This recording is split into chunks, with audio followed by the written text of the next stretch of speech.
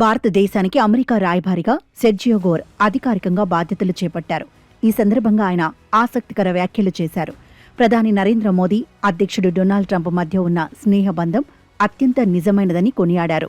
నిజమైన స్నేహితుల మధ్య విభేదాలు రావడం సహజం, కానీ వాటిని పరిష్కరించుకుని ముందుకు సాగడమే గొప్పతనమని ఆయన వ్యాఖ్యానించారు. రాబోయే ఏడాది లేదా 2 ఏళ్లలో అధ్యక్షుడు ట్రంప్ భారత పర్యటనకు వచ్చే అవకాశం ఉందని గోర్ వెల్లడించారు. అమెరికాకు భారత్ తర్వాతే మరే దేశమైనా అని, ద్వైపాక్షిక సంబంధాలకు తాము ఇచ్చే ప్రాముఖ్యత అంతటిదని ఆయన స్పష్టం చేశారు. ఇరు దేశాల మధ్య వాణిజ్యపరమైన ఉద్రిక్తతలు ఉన్నప్పటికీ వాటిని అధిగమించేందుకు కృషి చేస్తామని హామీ ఇచ్చారు. మోదీ, ట్రంప్ మధ్య ఉన్న వ్యక్తిగత సాన్నిహిత్యం దేశాల మధ్య వ్యూహాత్మక బంధాన్ని మరింత బలోపేతం చేస్తుందని ఆయన ఆశాభావం వ్యక్తం చేశారు.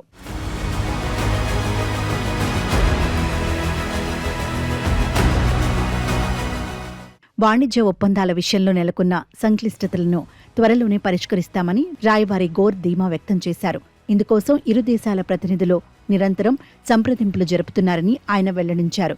ఈ నెల 13వ తేదీన భారత్, అమెరికా ప్రతినిధుల మధ్య మరో కీలక సమావేశం జరగనుందని ఆయన సమాచారం అందించారు.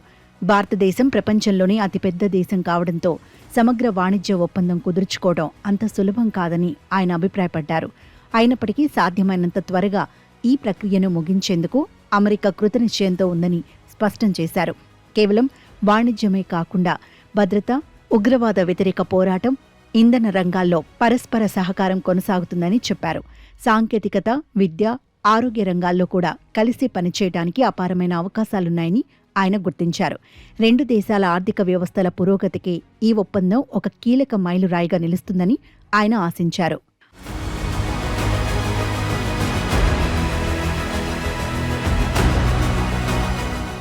అత్యాధునిక సాంకేతిక రంగంలో భారత్కు అమెరికా ఒక గొప్ప ఆహ్వానాన్ని పలికిందని సెర్జియో గోర్ వెల్లడించారు.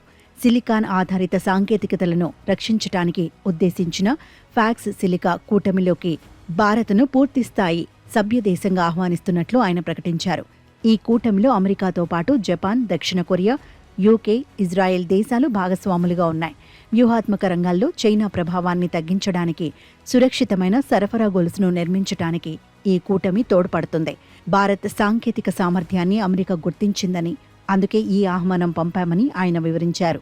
ఈ పరిణామం ఇరు దేశాల మధ్య ఉన్న నమ్మకాన్ని మరియు రక్షణ సంబంధాలను మరో మెట్టు ఎక్కించనుంది.